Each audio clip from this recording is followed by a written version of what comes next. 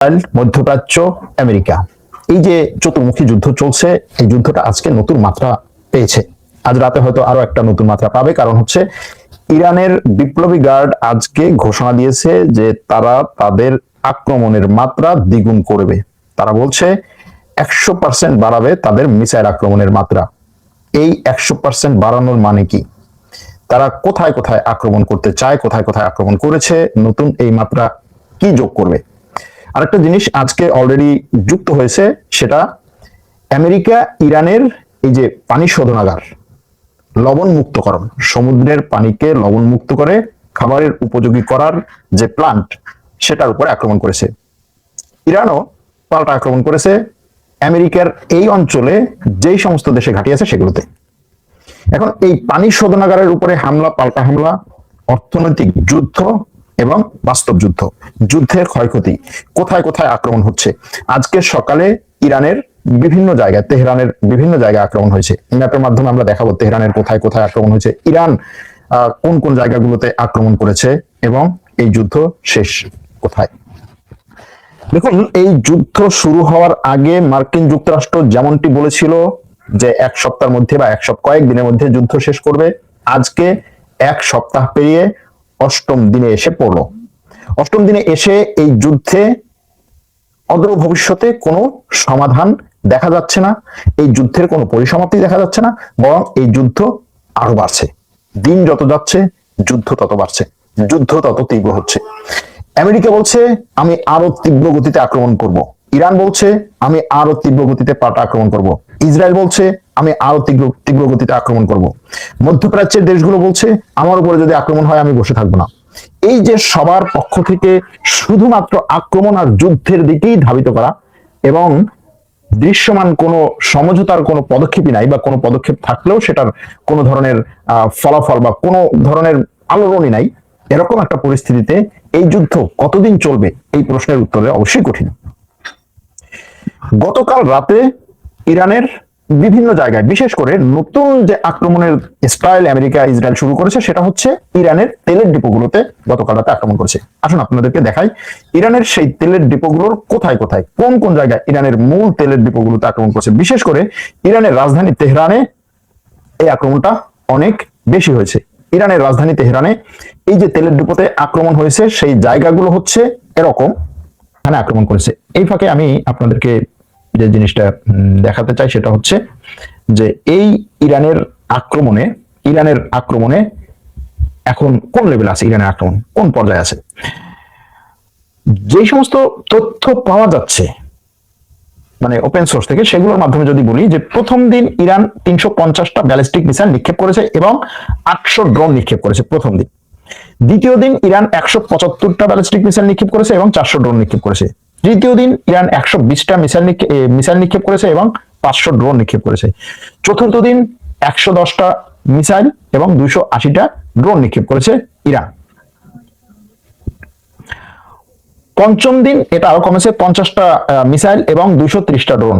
তারপরের দিন 35টা missile, 100টা drone, তারপরে 35টা মিসাইল, 135টা ড্রোন, এরপরে 30টা মিসাইল, 165টা ড্রোন। এটা হচ্ছে কালকে পর্যন্ত যে হিসাব, সেই হিসাবগুলোর ব্যাপার, সেই হিসাবগুলোর ক্ষেত্রে বলা হচ্ছে যে জায়গাগুলো তারা বেশি টার্গেট করেছে সেটা হচ্ছে ইসরায়েল, আমেরিকার ঘাঁটি, ইরাক, জর্ডান এবং সংযুক্ত আরব আমিরাত প্রথম দিন।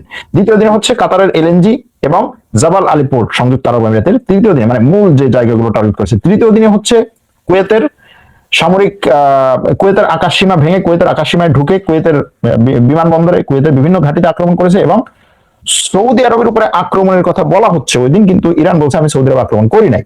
চতুর্থ দিন হচ্ছে রিয়াদে আমেরিকার এম্বাসিতে আক্রমণ হয়েছে, আল উদেদ, কাতারের আল উদেদ বিমান ঘাঁটিতে আক্রমণ হয়েছে, দুবাইয়ের কনসুলেটে আক্রমণ হয়েছে। এর মধ্যে মানে এ নয় যে হচ্ছে তেল আবিবে বা ইসরায়েলে আক্রমণ হয়নি, হয়েছে, সবগুলোতেই আক্রমণ হয়েছে। এবং ইসরায়েলের সবচেয়ে বেশি আক্রমণ যে জায়গাটাতে হয়েছে সেটা পঞ্চম দিন, বিশেষ করে হাকরিয়াতে।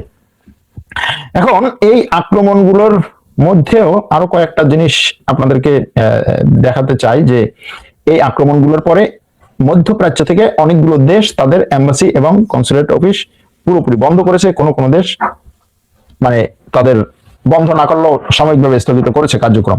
যেমন ধরেন ইরানে থাকা আমেরিকা, ফ্রান্স এবং ইরানে থাকা আমেরিকা, ইটালি এবং সংযুক্ত আরব আমিরাত তাদের এম্বাসি পুরোপুরি বন্ধ করে দিয়েছে। ব্রিটেন তাদের এম্বাসি বন্ধ করে দিয়েছে। কুয়েতে থাকা আমেরিকার এম্বাসি বন্ধ করে দিয়েছে। লেবাননে থাকা আমেরিকার এম্বাসি বন্ধ করে দিয়েছে। জর্ডানে থাকা আমেরিকার এম্বাসিকে তারা এম্বাসির লোকজনকে তারা সরিয়ে নিয়েছে এবং এম্বাসির কার্যক্রম আপাতত স্থগিত করেছে। ইরাকে থাকা আমেরিকার এম্বাসি তাদের কার্যক্রম স্থগিত করেছে। কুয়েত, বাহরাইন, সংযুক্ত আরব আমিরাত, সৌদি আরব এই দেশগুলোতে থাকা আমেরিকার এম্বাসি পুরোপুরি বন্ধ ইরানের আক্রমণের কারণে। এখন এই ইরানের আক্রমণের কারণে কাতারের পক্ষ থেকে আজকে একটা ঘোষণা দেওয়া হয়েছে। কাতার বলেছে যে আমার দেশে মানে কাতারে যত সরকারি কর্মকর্তা কর্মচারী আছে তাদের 70% বাসা থেকে অফিস করবে, তাদের অফিসে আসার দরকার নেই, মাত্র 30% অফিসে আসবে, যারা না আসলেই নয়। কারণ হচ্ছে মানুষের জানমালের নিরাপত্তা দিতে পারছে না ইরানের আক্রমণের কারণে। ওদিকে কুয়েতের কথা বললাম, কুয়েতের একটা বিমানবন্দর, একটা বিমান কোম্পানি এয়ারলাইন্স কুয়েত থেকে তাদের কার্যক্রম পরিচালনার জন্য তারা সৌদি আরবে চলে এসেছে।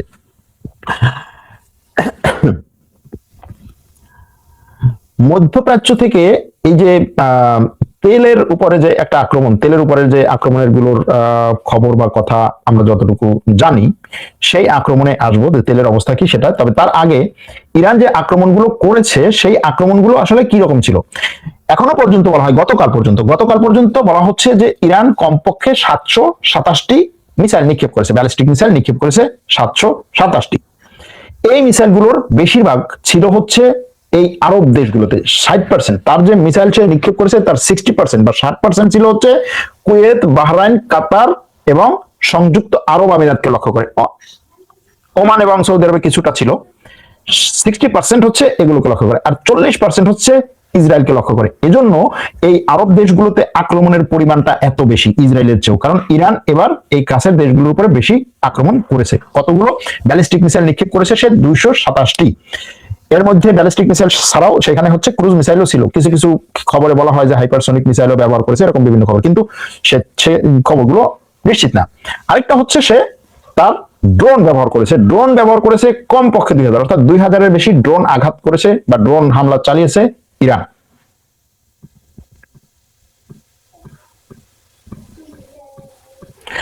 এখন এই পাল্টা হামলার মধ্য দিয়েই আমেরিকার প্রেসিডেন্ট আজকে কয়েকটা কথা বলেছেন, তার কথাগুলোতে আসছি। তার আগে আমেরিকা যে ইরানের পানির ডেপোতে বা ইরানের এই পানি শোধনাগারে, জল শোধনাগারে যে আক্রমণ করেছে সেটার ফলাফল কি হতে পারে।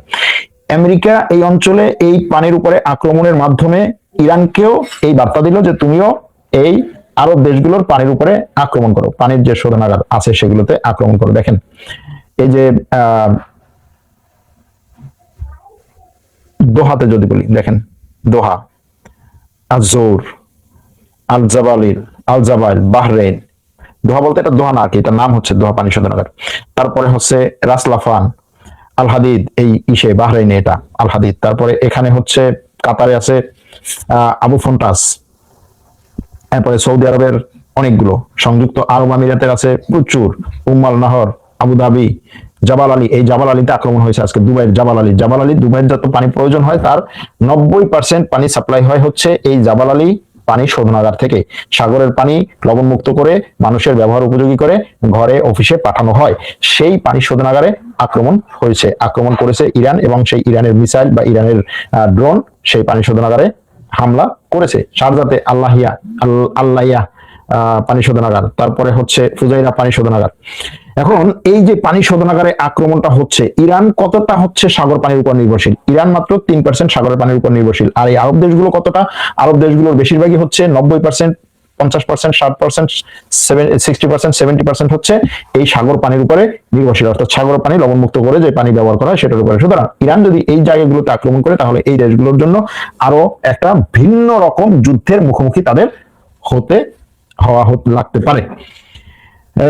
এরপরে আরেকটা জিনিস, যে জিনিসটা আমরা সবচেয়ে বেশি আলোচনায় নিয়ে আসি সেটা হচ্ছে মধ্যপ্রাচ্য থেকে এই তেল গ্যাসের কি হবে। দেখুন মধ্যপ্রাচ্যে তেলের কোথায় কোথায় পাইপলাইন আছে, তেলের কোথায় কোথায় তেলের হচ্ছে ডিপো আছে, এবং কোথায় কোথায় তেলের এই পরিশোধনাগার আছে, এগুলো একটু আপনাদেরকে দেখিয়ে দিই। মধ্যপ্রাচ্যে এই যে এখানে দাগগুলো দেখতে পাচ্ছেন, নীল দাগগুলো, এগুলো হচ্ছে তেলের পাইপলাইন। সবচেয়ে বেশি হচ্ছে এই পার্সিয়ান পারস্য উপসাগর থেকে সৌদি আরবের মধ্য দিয়ে সৌদি আরবে ইস্ট ওয়েস্ট বা পূর্ব পশ্চিম পাইপলাইন যাবে, সৌদি আরবের পূর্ব দিক থেকে পশ্চিম দিকে যাওয়ার। এই পাইপলাইনটা দিয়েই এখন মধ্যপ্রাচ্য থেকে বাইরে তেল আসা সম্ভব, এছাড়া আসা সম্ভব না। এছাড়া বাকি যতগুলো আছে, এই যে তেলের রিফাইনারি বলেন, তারপরে হচ্ছে স্টোরেজ বলেন, এই গোল চৌমুখী যেগুলো নীল দাগ, সেগুলো হচ্ছে এখানে তেলের ডিপো। আর গোল যেগুলো বড় বড় একটু হালকা হলুদ দাগ, এগুলো হচ্ছে তেলের পরিশোধনাগার। এগুলো থেকে কোনো তেল এখন বাইরে বেরোতে পারছে না। হরমুজ প্রণালী বিশ্বের 27% তেল এখান থেকে সাপ্লাই হয়, বিশ্বের 27% তেল, সুতরাং এখান থেকে যেতে পারছে না। এবারে আমরা আপনাদেরকে নিয়ে যাব হচ্ছে গ্যাসের কি অবস্থা, এই অঞ্চলে গ্যাসের কি অবস্থা এই আক্রমণের পরে। গ্যাসের ক্ষেত্রে দেখা যাচ্ছে যে এই মধ্যপ্রাচ্যে গ্যাস পাইপলাইনও আছে, এই পূর্ব পশ্চিম গ্যাস পাইপলাইন, এবং গ্যাসের এর বাইরে আসলে বড় ধরনের তেমন কোনো পাইপলাইন এখানে দেখা যায় না। ইরানের মধ্যে ব্যাপক পরিমাণে গ্যাস পাইপলাইন আছে, কুয়েতে আছে, কিছু ইরাকে আছে, কিন্তু এই গ্যাসও বিশ্বের 20% গ্যাস সাপ্লাই হয় এখান থেকে। বিশ্বের 20% যায় হচ্ছে হরমুজ প্রণালী দিয়ে, আর 8% যায় হচ্ছে এদিকে সুয়েজ খাল দিয়ে। আর সুয়েজ খাল দিয়ে যে 8% যায়, সেই 8% বাবাল মান্দের প্রণালী দিয়ে যায়, যেখানে একদিকে হচ্ছে জিবুতি, আরেকদিকে হচ্ছে ইয়েমেন। এখন এই পরিস্থিতির বাইরে আরো কিছু খবর এখানে দিয়ে রাখা দরকার। সেটা হচ্ছে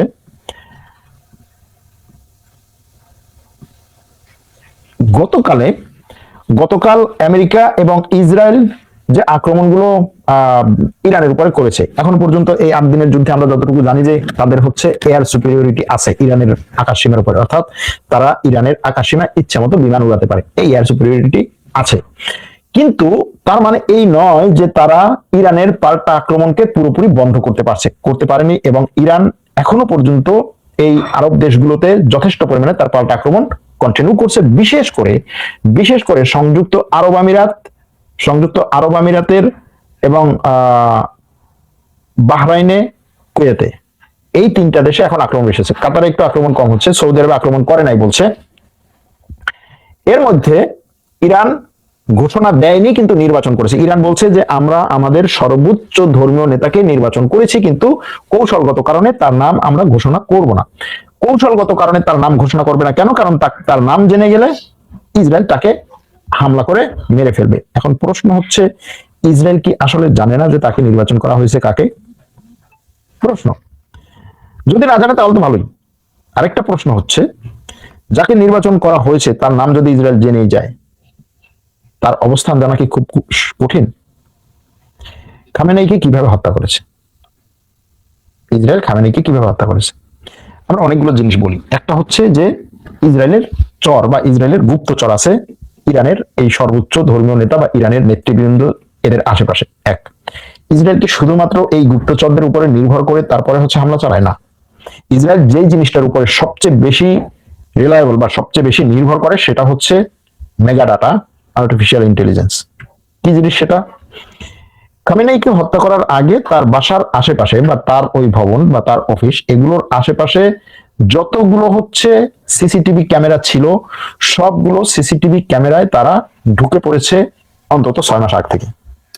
দেখেন, আপনার রাষ্ট্রের প্রধানমন্ত্রীর ভবন অথবা রাষ্ট্রপতির ভবনের আশেপাশে এবং ভবনের মধ্যে সবগুলো সিসিটিভি ক্যামেরায় যদি আপনি ঢুকেন, সেখান থেকে ব্যাপক পরিমাণে ডাটা আপনি সংগ্রহ করতে পারবেন। অটোমেটিক ডাটা আসছে প্রচুর পরিমাণে, কে ঢুকতেছে, মানে সারাদিন আপনার তথ্য আসছে। এই তথ্যগুলো থেকে আপনি অ্যানালাইসিস করতেছেন যে প্রত্যেকদিন শনিবার বা প্রত্যেকদিন অফিসিয়াল টাইমে সকালে কারা আসে কারা যায়, নির্ধারণ করতে পারেন যে 10টা থেকে 11টার মধ্যে প্রত্যেকদিন এই লোকগুলো আসে এই লোকগুলো যায়। সেই লোকগুলোর আপনি হচ্ছে ফেস ডিটেক্ট করে তারপরে নির্ধারণ করতে পারেন যে এই লোকগুলো যাচ্ছে, এই লোকগুলো আসছে, এরা এখানে কর্মচারী। এরপরে হচ্ছে বিশেষ কোনো লোক আসে কিনা, সেই বিশেষ যে লোকটা আসতেছে বা বিশেষ কোনো গাড়ি, স্পেশাল ভাবে কোনো গাড়ি হচ্ছে আসার সময় তাকে আবার কি বলে একটা বহর তাকে রক্ষা করে আসছে কিনা, তার সাথে পুলিশ আসছে কিনা, কোন গাড়ির সাথে কতজন পুলিশ আসছে, কোন একটা গাড়ি যদি খালি আসে সেই গাড়ির সাথে কয়জন পুলিশ আসবে, কোন একজন বিশেষ ব্যক্তি উচ্চপদস্থ কর্মকর্তার গাড়ি কোনটা, সেই গাড়িতে সে আছে না আছে, সে ওই গাড়ি থেকে এসে ঢুকতেছে কিনা, অথবা তার এই যাওয়া আসা এটার সাথে আর কজন যাওয়া আসা করে। যেই দিন 10 জন 15 জন ঊর্ধ্বতন কর্মকর্তা একত্রে ধরেন খামেনেইর অফিসে ঢুকে, সেই দিন ওইখানের হচ্ছে গাড়ি চলাচল কিরকম থাকে, সেই দিন ওখানের সাধারণ মানুষের যোগাযোগটা কিরকম থাকে, কতটা থাকে, আসলে ওখানে একটা বৈঠক হবে কিনা, বৈঠক হচ্ছে কিনা, এটা কিন্তু তাদের মুভমেন্টকে আপনি যদি বহুদিন ধরে হচ্ছে সেটাকে স্টাডি করেন বোঝা সম্ভব। ঠিক একইভাবে অন্য নেতৃবৃন্দকেও যদি তাদের এই ধরনের সিসিটিভি ক্যামেরা বলেন, তাদের ফোন ট্র্যাক করা বলেন, এগুলোতে যদি তারা ঢুকতে পারে তাহলে খুব অসম্ভব না ভিতরে লোক না দিও। তারপরেও তারা এই মেগা ডাটা বা আর্টিফিশিয়াল ইন্টেলিজেন্স অথবা এই ডাটা দিয়ে তারপরে তারা যেটা নিশ্চিত হয় সেটাকে আরো 2-3 ভাবে নিশ্চিত করে যে ঠিক আছে আমি এটাতে ডাটা থেকে পাচ্ছি, আমার ফিল্ডে যে আছে তার কাছ থেকে যে হ্যাঁ এটা ঘটনা সত্যি কিনা, বলে হ্যাঁ ঘটনা সত্যি, এরকম একটা জিনিস হবে, এই টাইমে হবে মিটিং গুলো, এভাবে তারা করে। তো এখন ইরান নাম ঘোষণা দেয় নাই, নাম ঘোষণা না দিয়ে একটা গুরুত্বপূর্ণ কৌশলগত সিদ্ধান্ত নিয়েছে, ভালো কথা। যার নাম সবচেয়ে বেশি উচ্চারিত হচ্ছে সে হচ্ছে ইরানের সর্বোচ্চ ধর্মীয় নেতার ছেলে মুজতবা খামেনেই। এই মুজতবা খামেনেই কে, এটা নিয়ে বহু প্রশ্ন আছে যে আসলে সে কে। মুজতবা খামেনেই কোনোদিন ইরানের রাজনৈতিক কোনো পদে সে কখনো আসেনি।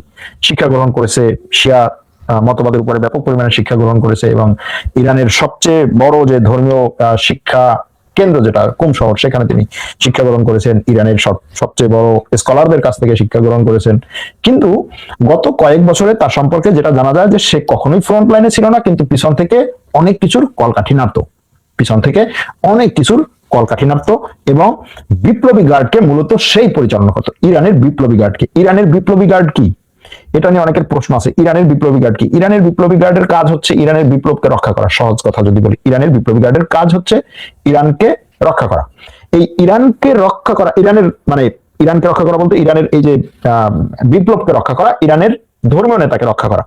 সুতরাং সেই বিপ্লবী গার্ড যিনি পরিচালনা করছেন তিনি যদি হচ্ছে ইরানের এই সর্বোচ্চ ধর্মীয় নেতা হিসেবে নির্বাচিত হন, বিপ্লবী গার্ডের মধ্যে নতুন করে উৎসাহ, উদ্দীপনা এবং নতুন রক্তের সঞ্চার হবে, এটা অস্বাভাবিক না।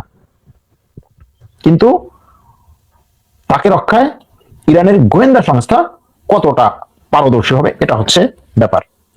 এখন এই যুদ্ধ নিয়ে ট্রাম্পের প্রত্যেকদিন বিভিন্ন ধরনের বক্তব্য আসে, বিভিন্ন ধরনের বক্তব্য, এবং ট্রাম্পের বক্তব্য শুনলে সে মনে করবেন যে সে পাগল, কিন্তু আপনি পাগল হয়ে যাবেন, এরকম একটা ব্যাপার। কারণ কি? এর কারণ হচ্ছে এই যুদ্ধ শুধুমাত্র মাঠের যুদ্ধ না, এই যুদ্ধ হচ্ছে ইনফরমেশনের যুদ্ধ, এই যুদ্ধ হচ্ছে তথ্যের যুদ্ধ। যে কারণে আপনাকে তথ্য দিয়ে সে বিভ্রাট করতে চায়, উল্টা পাল্টা বলে আপনাকে সে বিভ্রাট করতে চায়। কিরকম?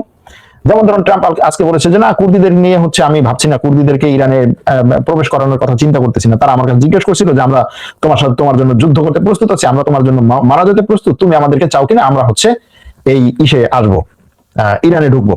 সে বলছে না, আমরা কুর্দিদেরকে বলছি তোমাদেরকে অসংখ্য ধন্যবাদ, তোমাদের আমার এখানে ঢোকার দরকার নেই, লাগবে না, আমরা যুদ্ধ জিতে গেছি।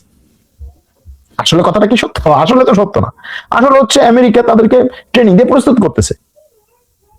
দ্বিতীয় আরেকটা কথা তার, সেটা হচ্ছে ব্রিটেন 2টো বিমানবাহী রণতরী পাঠাবে এই মধ্যপ্রাচ্যে, এরকম একটা খবর। ট্রাম্প বলছে যে ব্রিটেন নাকি 2টো বিমানবাহী রণতরী পাঠাবে, ভালো খবর, কিন্তু আমি তাদেরকে বলছি ভাই দরকার নেই, থ্যাংক ইউ, তোমার এই যে তুমি যে সিদ্ধান্ত নিয়েছো এটার জন্য ধন্যবাদ, আমি তো যুদ্ধ জিতে গেছি, এখন তুমি এগুলো পাঠাইলি কি আর না পাঠাইলি কি? ডাইরেক্ট তার কথা এরকম, আমি তো যুদ্ধে জিতে গেছি, এখন তোমার এই জিনিস পাঠানোর কিছু নাই, তুমি যে আমার কত বন্ধু এটা আমার বোঝা হয়ে গেছে, তুমি আমার কষ্টের সময় আসো নাই, আমার কঠিন সময় আসো নাই, তুমি আসছো আমার সুদিনে, দরকার নাই, আমি মনে রাখলাম। সরাসরি এটা বলছে, আমি মনে রাখলাম। কিন্তু যুদ্ধে কি ট্রাম্প জিতে গেছে? অবশ্যই না। ইরান কি জিতে গেছে? না। কিন্তু যুদ্ধে জিতে যাচ্ছে কে? যুদ্ধে জিতে যাচ্ছে হচ্ছে চীন। কেমনে? এই যুদ্ধে ইরানকে স্যাটেলাইট সাপোর্ট দিচ্ছে। তো যেই চীন ইরানকে স্যাটেলাইট সাপোর্ট দিচ্ছে, সেই চীন ইরান যতটুকু স্যাটেলাইট তথ্য নিচ্ছে তার চেয়েও অনেক বেশি স্যাটেলাইট তথ্য নিচ্ছে চীন নিজে। কোন বিষয়ে?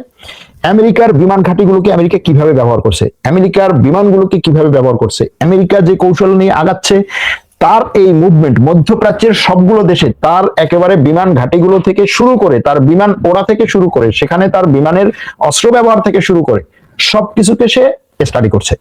এবং এই স্টাডি করার মাধ্যমে সরাসরি যুদ্ধে না জড়িয়েও সে আমেরিকার যুদ্ধ কৌশলকে বোঝার চেষ্টা করছে। কি হবে এতে? এতে যেটা হবে সেটা হচ্ছে অদূর ভবিষ্যতে যদি চীন এবং তাইওয়ানের মধ্যে একটা সংঘাত বেজে যায় এবং সেখানে যদি তাইওয়ানকে সাপোর্ট করতে আমেরিকা আসে, সেই আমেরিকা আসতে যদি ওই অঞ্চলে আমেরিকার ঘাঁটিগুলোকে ব্যবহার করে, তাহলে এই মধ্যপ্রাচ্যে আমেরিকা কিভাবে ঘাঁটিগুলোকে ব্যবহার করছে এই ব্যাপারে যথেষ্ট পরিমাণে লেটেস্ট ডাটা, এই যে বিগ ডাটা চীন সংগ্রহ করছে। এই দিক থেকে আমি বলছি যে এই যুদ্ধে এখনো পর্যন্ত সবচেয়ে বেশি লাভবান হচ্ছে চীন। গত এক সপ্তাহের যুদ্ধে কত কি পরিমাণ খরচ হয়েছে? গত এক সপ্তাহের যুদ্ধে বলা হচ্ছে যে আমেরিকা $6 বিলিয়ন শুধুমাত্র অস্ত্রে খরচ করেছে। দেখেন, শুধু অস্ত্রে হচ্ছে $6 বিলিয়ন। এর বাইরে যে খরচগুলো, এর বাইরে এই যে তেল গ্যাস যেতে পারছে না, বাজারের খরচ, এরপরে হচ্ছে পুঁজি বাজারের খরচ, আরো বিভিন্ন ধরনের যে ধাক্কাগুলো আছে সেগুলোর হিসাব নেই। এখন অনেকে বলেন যে হচ্ছে আমেরিকার এই যে অস্ত্রের বা এই টাকার যে খরচ, এটার আসলে কোনো ভ্যালু নাই। কে বলছে ভ্যালু নেই? অবশ্যই ভ্যালু আছে, অবশ্যই ভ্যালু আছে। এবং আমেরিকা এই যে খরচগুলো করতেছে এগুলোর কারণে সে ঋণী হচ্ছে। তার এই যে ঋণের বোঝা এখন হাতির মতো, এই হাতিটা দানবে পরিণত হচ্ছে। এই দানবটা এমন এক দৈত্যে পরিণত হবে, সেটা হয়তো শেষ পর্যন্ত আমেরিকায় খেয়েই ফেলবে। অস্বাভাবিক না? সবগুলো বড় বড় সাম্রাজ্য যখন ভেঙে পড়েছে, সে দুইটা কারণে ভেঙে পড়েছে। একটা হচ্ছে তার এই যুদ্ধে হারা, আর যুদ্ধে হারার সাথে সাথে তার অর্থনৈতিক ব্যাপক পরিমাণে একটা ধাক্কা, যে ধাক্কা থেকে সে উঠে দাঁড়াতে পারে। যুদ্ধে হারা তো বিষয় না, বিষয় হচ্ছে অর্থনৈতিক ধাক্কা। এখন আমেরিকায় যে অর্থনৈতিক ধাক্কা তার দিকে আসতেছে, সবার দিকেই আসতেছে। বাংলাদেশে অর্থনৈতিক ধাক্কা পড়েছে, তুরস্ক অর্থনৈতিক ধাক্কা পড়েছে, কিন্তু আমেরিকা আরো বেশি খাবে এই ধাক্কাটা। এটা এমন একটা যুদ্ধ, এটা থেকে কেউ হচ্ছে মানে রেহাই পাবে না, সবাই ভুক্তভোগী হবে। কোন দেশ আগে, কোন দেশ পরে, কোন দেশ 2 দিন আগে, কোন দেশ 2 দিন পরে। এবার আসে একটু লেবানন। লেবাননে হিজবুল্লাহ এবং ইসরায়েলের সেনাবাহিনীর মধ্যে আক্রমণ হচ্ছে, পাল্টা আক্রমণ হচ্ছে। ইসরায়েলের সেনাবাহিনী স্বীকার করেছে যে তাদের 2 জন সৈন্য নিহত হয়েছে, 2 জন সৈন্য নিহত হয়েছে। এবং লেবানন বলেছে যে এই আক্রমণে তাদের প্রায় 400 মানুষ এই পর্যন্ত নিহত হয়েছে গত 7 দিনে। ইসরায়েলের এবং আমেরিকার এই আক্রমণের মধ্যেই ইরানের প্রেসিডেন্ট মাসুদ পেজেশকিয়ান হাসপাতাল পরিদর্শন করতে গিয়েছেন। বুঝতে পারেন কতটা সাহস থাকলে এটা করতে পারে? কারণ কি জানেন? কারণ হচ্ছে তারা তো টার্গেটে। ইসরায়েল আমেরিকার কথা কিছু, তুমি যদি মাটির নিচেও থাকো আমি তোমার টার্গেট করবো। তো সে হাসপাতালে গেছে, সেখান থেকে ছবি শেয়ার করেছে। আজকে সকাল থেকে এ পর্যন্ত ইরানের আহওয়াজ, আবাদান, তেহরান, তারপরে হচ্ছে ফারদেজ, বন্দর আব্বাস, এইসব এলাকায় হামলা করেছে ইসরায়েল এবং আমেরিকা। এবং তাদের এই হামলায় এখনো পর্যন্ত ইসরায়েলের কথা অনুযায়ী 11 জন ইসরায়েলি নিহত হয়েছে। কিন্তু এই কথাটা কেউ বিশ্বাস করে না, না ইসরায়েলের পত্রপত্রিকা বিশ্বাস করে, না আমেরিকার গণমাধ্যম বিশ্বাস করে, না বিশ্ব বিশ্বাস করে। তাদের এই ইরানের হামলায় এবার হতাহতের খবর অনেক বেশি হয়েছে। আজকে ইসরায়েলের মধ্য অঞ্চলে, গত রাতে ইসরায়েলের মধ্য অঞ্চলে ইরানের ক্লাস্টার বোমা বিস্ফোরণে, ক্লাস্টার মিসাইল বিস্ফোরণে বা মিসাইল আঘাত হানার পরে অনেক বেশি ক্ষয়ক্ষতি হয়েছে, সেটা ভিডিওতে দেখা গেছে। এখন সেই ক্ষয়ক্ষতির পর ইসরায়েল বলছে যে 6 জন আহত হয়েছে, সামান্য আহত হয়েছে আর কি, গুরুতর না। একজন একটু গুরুতর আহত হয়েছে। কতটা বিশ্বাস করবেন আপনি ইরানের আক্রমণের যে আহত হওয়ার কথা? একটা খবর আজকে শেয়ার করেছিল ইসরায়েলি গণমাধ্যম যে সংযুক্ত আরব আমিরাত ইরানের পানি শোধনাগার আক্রমণ করেছে। পরবর্তীতে সংযুক্ত আরব আমিরাত সেটাকে অস্বীকার করেছে। পরবর্তীতে আমেরিকা বলছে আক্রমণটা আমি করেছি। এখন এই যে ইরান সংযুক্ত আরব আমিরাত বা আরব দেশগুলোতে আক্রমণ করছে, আরব দেশগুলো ইরানে আক্রমণ করবে, এরকম একটা ভাইব তৈরি করার চেষ্টা করা হচ্ছে। যে কাতার, সংযুক্ত আরব আমিরাত, তারপরে হচ্ছে কুয়েত, এরা আমেরিকার ঘাটিগুলো থেকে, ওরা আমেরিকার অস্ত্র ছাড়াই নিজেরা নিজেদের সামরিক বাহিনী থেকে, নিজেদের সৈন্যদেরকে, নিজেদের অস্ত্র ভান্ডার থেকে অস্ত্র দিয়ে ইরানে আক্রমণ করুক। এখন পর্যন্ত সেটা হয় নাই, কিন্তু আমেরিকা ইসরায়েল এটা চাইছে। যদিও ট্রাম্প বলছে আমি এই যুদ্ধে জিতে যাচ্ছি, কিন্তু আসলে বিষয়টি সঠিক না। আর কোনো যদি প্রশ্ন থাকে আপনাদের, সেই প্রশ্নগুলো উত্তর দিতে পারি। কিছু কিছু খবরে বলছে যে ইরানের সাথে পেরে উঠছে না আমেরিকার কৌশল। কেন পেরে উঠছে না? এই হামলার পরে আমেরিকার এই পেন্টাগনের বিভিন্ন দপ্তরের যে তথ্য বিশ্লেষণ, সেগুলো দেখা গেছে যে আমেরিকা এবং ইসরায়েল এদের যে হামলার পরিমাণ দৈনিক 55 থেকে 65% পর্যন্ত হ্রাস পাচ্ছে। মানে ইরানের হামলার পরিমাণে যে শুধু হ্রাস পাচ্ছে বিষয়টা সেরকম না, আমেরিকা এবং ইসরায়েলের হামলার পরিমাণও ব্যাপক হারে হ্রাস পাচ্ছে। 55 থেকে 65% পর্যন্ত হ্রাস পাচ্ছে। ব্রিটিশ এবং আমেরিকার জন্য কাজ করে এরকম একটা সংস্থা, নাম হচ্ছে Institute for the Study of War. তারা বলছে যে ইরানের আকাশ প্রতিরক্ষা এবং কমান্ড কাঠামো ঘুরিয়ে দেওয়ার যে প্রাথমিক লক্ষ্য, সেটা আমেরিকার অর্জন হয়েছে, এটা তারা বলছে। এবং সেটা অর্জনের পরে এখন যুদ্ধ দ্বিতীয় ধাপে প্রবেশ করেছে। দ্বিতীয় ধাপ কি? দ্বিতীয় ধাপ হচ্ছে ইরানের অবকাঠামো ধ্বংস করা, ইরানের সামরিক বাহিনীকে ধ্বংস করা এবং ইরানের সামরিক বাহিনীকে পুরোপুরি 2 ভাগে বিভক্ত করা। কিন্তু অনেক ভিন্ন তথ্য, অন্যান্য তথ্য থেকে যেগুলো বোঝা যাচ্ছে সেটা হচ্ছে যে ইরান এখনো তাদের অনেকগুলো এলাকায় আকাশ প্রতিরক্ষা ব্যবস্থা সচল রাখতে পেরেছে। আমেরিকা ইসরায়েল সেই আকাশ প্রতিরক্ষা ব্যবস্থাগুলোকে ধ্বংস করতে পারে নাই। ইরান তাদের এই যে কমান্ড কাঠামো, চেইন অফ কমান্ড, সেই চেইন অফ কমান্ডকে বিকেন্দ্রীকরণ করার মাধ্যমে আমেরিকার যে চেইন অফ কমান্ড ভেঙে গেলেই সবকিছু ভেঙে পড়বে, তছনছ হয়ে যাবে, তাদের হচ্ছে তারা সিদ্ধান্তহীনতায় ভুগবে, সেরকম কোন পরিস্থিতি হয় নাই। সেন্টকমের তথ্য মতে মার্কিন বাহিনী প্রথম 48 ঘন্টায় 1250টি এবং প্রথম 72 ঘন্টায় 1700টি লক্ষ্যবস্তুতে আঘাত এনেছিল, কিন্তু পরবর্তীতে সেটার সংখ্যা আরো কমে। ইসরায়েল প্রথম 24 ঘন্টায় 500টি লক্ষ্যবস্তুতে হামলা করেছে, কিন্তু 5ই মার্চ পর্যন্ত দৈনিক এটা কমতে কমতে 500 থেকে 450, 450 থেকে 400, 400 থেকে 350, 350 থেকে 300-তে এসে পৌঁছেছে। 7 মার্চ বা যুদ্ধের 8ম দিনে তাদের মোট হামলা দাঁড়ায় কত পার্সেন্টে? 3400টিতে। 3400 আক্রমণ করেছে ইসরায়েল। অন্যদিকে মার্কিন বাহিনীর হামলার হার, মার্কিন বাহিনী যে হামলা করতো প্রথম দুদিনে তাদের হামলা ছিল হচ্ছে যে পরিমাণ, সেটা থেকে আস্তে আস্তে 76% কমেছে। 300 থেকে 500, 700, 800 যেখানে ছিল সেখান থেকে 400, 300-তে নেমে এসেছে। এবং সব মিলিয়ে মার্কিন যে হামলাগুলো করেছে তাতে আক্রান্ত হয়েছে ইরানের প্রায় 3-4 হাজার জায়গা। ইরান বলেছে 10,000-এর বেশি স্থাপনা আক্রান্ত হয়েছে, যার 8,500 হচ্ছে বেসামরিক এবং বেসামরিক বাসাবাড়ি, আর 1,500 হচ্ছে ব্যবসা প্রতিষ্ঠান। এখন যেহেতু এখনো পর্যন্ত দুই পক্ষই মিসাইল নিক্ষেপ করছে, যুদ্ধ চলছে, ইরানকে যে পুরোপুরি ধ্বংস করে দিচ্ছে বলছে ট্রাম্প, সেটা বিশ্বাস করা যাবে না। কেন? কারণ হচ্ছে ইরান এখনো পর্যন্ত মিসাইল নিক্ষেপ করতেছে, তার মিসাইল লঞ্চার গুলো পুরোপুরি আমেরিকা ইসরায়েল ধ্বংস করতে পারে নাই, সে ড্রোন নিক্ষেপ করছে, আবার আমেরিকা ইসরায়েল থেকে আসা ড্রোন গুলোকে ভূপাতিত করছে। সুতরাং ইরানকে দুর্বল করার যে পরিকল্পনা নিয়ে এগুচ্ছিল সেটা এখনো পর্যন্ত সফল হয় নাই।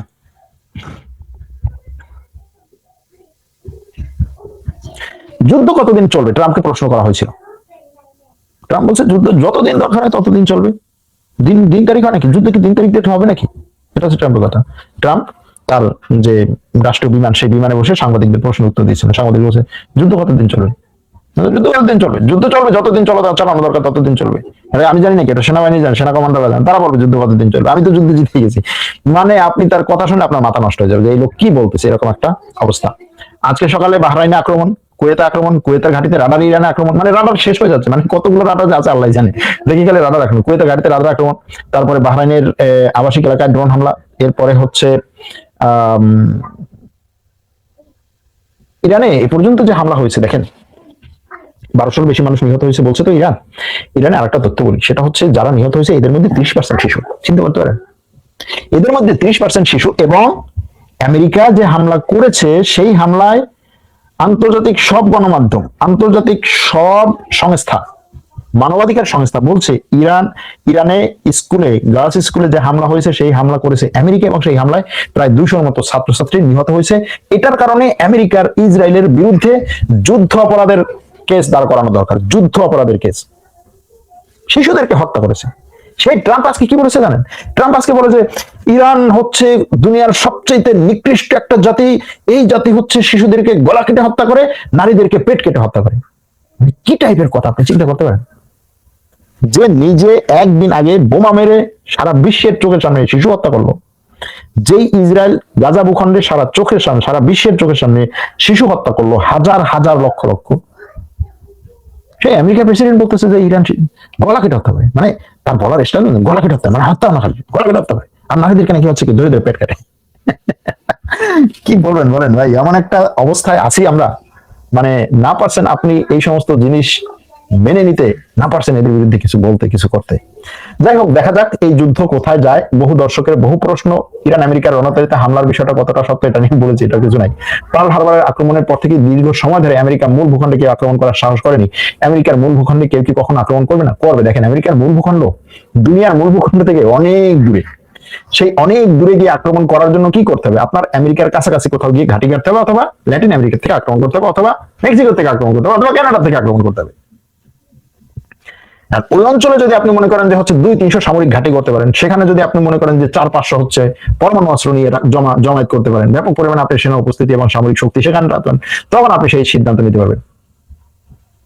ম্যাক্রন কার সাথে? ম্যাক্রন আসলে দুই পক্ষেই খেলতেছে, ম্যাক্রন খেলতেছে দুই পক্ষে। ফ্রান্সের রাষ্ট্রপতি সে বলতেছে যে ইরানের উপর আক্রমণ ঠিক হয় নাই, আবার সে মধ্যপ্রাচ্যে তার বিমান বাহিনী রণতরীও পাঠাচ্ছে, সুতরাং সে দুই পক্ষেই খেলে। চলো একটা প্রশ্ন, আসলে ইরান এবং ইসরায়েল দুটো কি সুন্নি মুসলমানদের জন্য বিপজ্জনক কিনা আপনি মনে করেন? ভালো প্রশ্ন। ইরান এবং ইসরায়েল এই দুটো সুন্নি মুসলমানদের জন্য বিপজ্জনক কিনা, এই প্রশ্নের উত্তর যদি আমি এভাবে দেই, সুন্নি মুসলমানরা সুন্নি মুসলমানদের জন্য বিপজ্জনক কিনা, এটার উত্তর দেন তো আপনি। ধরেন রাষ্ট্রের কথা নাই বললাম, সেখানে পরে আসছি। বাংলাদেশের সুন্নি মুসলমানরা সুন্নি মুসলমানদের জন্য বিপজ্জনক কিনা বলেন। আপনি একটা সুন্নি গ্রুপকে জিজ্ঞেস করেন ভাই ওই গ্রুপ তোমার জন্য বিপজ্জনক, সে বলবে দুনিয়ার সবচেয়ে বিপজ্জনক গ্রুপই তো হচ্ছে এটা, বলবে না? বলবে। অন্য দেশে যান একই জিনিস। এরপরে আপনি যান যে কাতার সৌদি আরবের জন্য বিপজ্জনক কিনা, বিপজ্জনক বলবো, অবশ্যই বিপজ্জনক। আফগানিস্তান পাকিস্তানের জন্য বিপজ্জনক কিনা, বলবো অবশ্যই বিপজ্জনক। আমার জাতশত্রু সে, পাকিস্তান আফগানিস্তানের জন্য বিপজ্জনক কিনা, অবশ্যই বিপজ্জনক। তো আপনি সেখানে এই সুন্নি আর এই শিয়া আর ইসরায়েল সুন্নিদের জন্য বিপজ্জনক এই ধরনের ট্যাগ লাগানোর দরকার নেই ভাই। স্বার্থ যেখানে থাকবে সেখানে অন্যরা বিপজ্জনক, এটাই হলো ব্যাপার। আপনার যদি ইরানের সাথে স্বার্থ থাকে সেখানে শিয়া সুন্নির বিষয় না, আপনার জন্য সে হচ্ছে সবচেয়ে ভালো বন্ধু। আবার যদি আপনার স্বার্থ না থাকে, সে সুন্নি হোক আর শিয়া হোক আর ইহুদি হোক আর খ্রিস্টান হোক, আপনার জন্য বিপজ্জনক। হ্যাঁ, এখন এই চিন্তাটা কারা করে? যাদের এই ধরনের কোনো স্বার্থ সংশ্লিষ্ট কোনো বিষয়ই নাই, যারা এই ধরনের কোনো পলিসি মেকিং এ নাই, যারা রাষ্ট্রের পলিসি মেকিং এ নাই, যারা রাষ্ট্রের স্বার্থকে কখনোই দেখেই নাই কোনোভাবে, যারা রাষ্ট্রের স্বার্থকে বিবেচনা করতে পারে না, রাষ্ট্র কিভাবে পরিচালিত হচ্ছে, রাষ্ট্র কিভাবে হচ্ছে তার পররাষ্ট্রনীতি পরিচালনা করছে, এটার মধ্যে এই মেকানিজমের মধ্যে যারা নাই, তারা বলতেছে যে আমরা সুন্নি, আমরা সুন্নিকে ভালোবাসবো, আমরা শিয়াকে ভালোবাসবো, আমরা সুন্নি, আমরা মুসলমান, আমরা খ্রিস্টানদেরকে মানে ইয়া করবো, কি বলে মানে ঘৃণা করবো, ইহুদিদেরকে তো ওদের কাছেই যাওয়া যাবে না, হিন্দুদের আশপাশ দিয়ে যাওয়া যাবে না, এরা বলে। কারণ হচ্ছে এরা রাষ্ট্র পরিচালনা সিস্টেম তো জানে না, কারণ এটা বলবে। যে কারণে এই জিনিসগুলো এভাবে চলে না ভাই। ভাই কমেন্ট করলাম ইরান থেকে ইসরায়েলে মিসাইল যেতে কত সময়, ভাই এই সমস্ত কমেন্টের উত্তর দেবো কি বলেন? আপনি একজন রাজনৈতিক বিশ্লেষণ করেন, আপনার কি মনে হয় এখন কোন লেভেলে খেলা চলছে আর প্রেডিকশন কি? খেলা যে লেভেলে চলছে সেটা হচ্ছে সর্বোচ্চ লেভেলে, মানে ফাইনাল, এর উপরে যাওয়ার আসলে আর কিছু না, এর উপরে যাওয়ার আছে হচ্ছে পরমাণু অস্ত্র। প্রেডিকশন হচ্ছে এই যুদ্ধে আমেরিকার ক্ষয়ক্ষতি অনেক বেশি হবে। ক্ষয়ক্ষতি বেশি বলতে অদূর ভবিষ্যতে এই অঞ্চলে আমেরিকার যে একচ্ছত্র আধিপত্য ছিল সেটা ধ্বংস হয়ে যাবে। ইরান ধ্বংস হবে কিনা আমার কাছে যেটা মনে হয়, একটা সময় পরে হয়তো ইরান আমেরিকা একটা সমঝোতায় আসবে। আমার কাছে মনে হচ্ছে ইরান আমেরিকা একটা সমঝোতায় আসবে, কিন্তু ট্রাম্প সেটাকে আমি বিজয় অর্জন করেছি, আমি বিজয় লাভ করেছি, আমি জিতে গেছি, ইরান হেরে গেছে, আমি ইরানকে ধূলিসাৎ করে দিয়েছি, এরকম কিছু বক্তব্য নিয়ে আসতে পারে। ইরান কিসের কারণে এখনো পারমাণবিক অস্ত্র তৈরি করতে পারছে না? ইরানের কাছে তো হাইপারসনিক আছে, তাহলে ইসরায়েলের বিদ্যুৎ ব্যবস্থা ধ্বংস করে না কেন? দেখেন ইরানের কাছে কি আছে না আছে এইটা আপনি আমি সঠিকভাবে বলতে পারবো না। ইরানের কাছে হাইপারসনিক আছে কিনা, ইরানের কাছে পরমাণু অস্ত্র আছে কিনা, ইরানের কাছে হচ্ছে কি বলে মানে ইন্টারকন্টিনেন্টাল ব্যালিস্টিক মিসাইল আছে কিনা, এই ধরনের বিভিন্ন তথ্য শেয়ার হচ্ছে, কিন্তু কে দিচ্ছে এই তথ্যগুলো আপনার কাছে? কোথা থেকে আসছে? কোনো অফিসিয়াল সোর্স আছে? নাই। যেমন ধরেন ইরানের একজন জেনারেল কানি, তার ব্যাপারে অনেক তথ্য, যে সে ওই জায়গায় আক্রমণ হয়েছে, সেই আক্রমণ থেকে সে বেঁচে গেছে, অমুক জায়গায় আক্রমণ হয়েছে সেখান থেকে বেঁচে গেছে, সমুক জায়গায় আক্রমণ আছে সেখান থেকে বেঁচে গেছে, সুতরাং সে ইসরায়েলের চর। ভাই সে যে এই আক্রমণ থেকে বেঁচে গেছে এই তথ্যটা আপনি কোথায় পেলেন? ইরানের সরকার যদি না বলে, ইরানের রাষ্ট্র যদি না বলে সরাসরি যে অমুকেও ছিল এই আক্রমণে, সে বেঁচে গেছে, আপনি কেমনে জানেন? আমি কেমনে জানি? একটা টুইটার অ্যাকাউন্ট কেমনে জানে? একটা হচ্ছে সোশ্যাল মিডিয়া অ্যাকাউন্ট কেমনে জানে? সম্ভব না, এগুলো সম্ভব না। যে কারণে এই তথ্যগুলো ওইভাবে আপনি নিশ্চিত করতে পারবেন না। ইসরায়েলের ভিতর কি, ইসরায়েলের ভিতরে কি হচ্ছে, তারা কি কত পরিমাণ ক্ষয়ক্ষতি হচ্ছে? ইসরায়েলের ভিতরে এর আগের বার যে আক্রমণগুলো হয়েছে তার থেকে অনেক বেশি ক্ষয়ক্ষতি হচ্ছে, কিন্তু সেটা কত এটা বলা কঠিন। আমি বাংলাদেশ থেকে ইরানে গিয়ে যুদ্ধে যোগ দিতে পারবো? হ্যাঁ পারবেন। আপনি বাংলাদেশ থেকে ইরানে যান, মনে করেন যে আপনি হচ্ছে ইরানে গিয়ে একটা মিসাইলের সাথে নিজেকে জড়ান, তারপরে সেই মিসাইল যেখানে যায় নিক্ষেপ হবে সেখানে গিয়ে আপনিও করেন যুদ্ধে যোগ দিবেন। আপনার ভাগ দিচ্ছে ইরান যুদ্ধে যোগ দেওয়ার জন্য, বলছে বাংলাদেশ থেকে ইরানে যাবে যুদ্ধ। বাংলাদেশে আপনার আশেপাশে প্রত্যেকদিন যুদ্ধ হচ্ছে, সেই যুদ্ধগুলো করেন না? জীবন মানে যুদ্ধ, বাংলাদেশ আপনি সেটা করেন। আপনি বাংলাদেশে 5টা মানুষের জন্য কাজ করেন, যুদ্ধ করতে যাবে ইরানে, কাম নাই গেছে মানুষের, কোথেকে এই সমস্ত মানুষজন উদয় হয় আল্লাহ জানে। সৌদি আরব চাইলে মুসলিম দেশগুলোকে এক করতে পারে, আপনি কি তা মনে করেন? ইরানের হাইপারসনিক মিসাইল দিয়ে একজনে বললো সুপারসনিক, একজনে বললো হাইপারসনিক, বিমানবাহী রণতরী। আচ্ছা যাই হোক, অনেক কথা বললাম, বাকি প্রায় 1 ঘন্টা হয়ে গেছে, মানুষজন গালাগালি করে, বুঝছেন, বেশি কথা বলে গালাগালি করে মানুষজন। এই যে মনে করেন আপনারা লাইভ আছেন, আপনাদের মজা লাগে, আমারও মজা লাগে যে আপনারা লাইভ আছেন, এই যে 4000 5000 6000 7000 10,000 মানুষ লাইভে থাকে, ভালোই লাগে। কিন্তু পরবর্তীতে লোকজন এসে গালাগালি, ধরুন ফাইজলামি পেয়েছেন, আমরা আমাদের সময় টাইম নেই, আপনি আমাদের সময় মনে হয় কি যেন ওনাদের কাছ থেকে সময় আমি হচ্ছে জোর করে কায়দা নিতেছি, ওনাদেরকে ধরে রাখতেছি যে ভাই আপনি এই ভিডিও হচ্ছে একেবারে 50 মিনিট পুরোটা দেখেন। কি বলবো মানুষ এগুলো, ভাই আপনার যদি দেখতে ভালো না লাগে আপনি 10 মিনিট দেখেন, সমস্যা তো নাই, খবর তো আগে পুরোটা তো 10 মিনিটই বলি, তারপর আমি সেটা রিপিট করি। কেন রিপিট করি? কারণ হচ্ছে বিশ্লেষণ করি। তাদের কাছে ভাই আপনি সব খবর খালি রিপিট করেন কেন? রিপিট তো করবো ভাই, কারণ বিশ্লেষণ করতেছি, খবরের শিরোনাম বলে বিশ্লেষণ করতেছি, এটা হচ্ছে আমার স্টাইল। যাই হোক, শেষ করার আগে 2-3টা ঘোষণা দেওয়া দরকার। একটা হচ্ছে আমরা ঈদের পরে, ঈদের 3য় দিন অথবা ঈদের 4র্থ দিন একটা ঈদ পুনর্মিলনী করবো, এটা একটা ঘোষণা, ঈদ পুনর্মিলনী করবো অনলাইনে। দ্বিতীয় ঘোষণা হচ্ছে আমাদের ফ্যাক্ট চেকিং করছে, আমাদের জার্নালিজম করছে, আমাদের টার্কিশ ল্যাঙ্গুয়েজ করছে, ভর্তি চলছে এখনো, আপনারা ভর্তি হতে পারেন।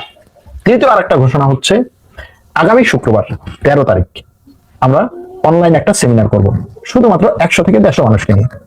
সেই সেমিনারটা হবে, এই যে অনেকগুলো কথা আমরা বলতে পারি না, আপনাদের অনেক প্রশ্ন থাকে, যে প্রশ্নগুলো আপনারা সরাসরি করতে চান করতে পারেন। অনেক দর্শক আমাকে বলেছেন ভাই আপনার চ্যানেলে যোগ দিয়ে আমি প্রশ্ন করতে চাই, তো আমার চ্যানেলে তো এরকম যোগ দিয়ে প্রশ্ন করার সিস্টেম নেই, সেহেতু আমার সাথে যোগ দিয়ে যদি এই প্রশ্ন উত্তর পর্বে আসতে চান তাহলে সেই সেমিনারে আপনারা রেজিস্ট্রেশন করতে পারেন। আমি সেমিনারের বিস্তারিত তথ্য এই লাইভের পরে ডিসক্রিপশনে দিয়ে দেবো, আর আমার এই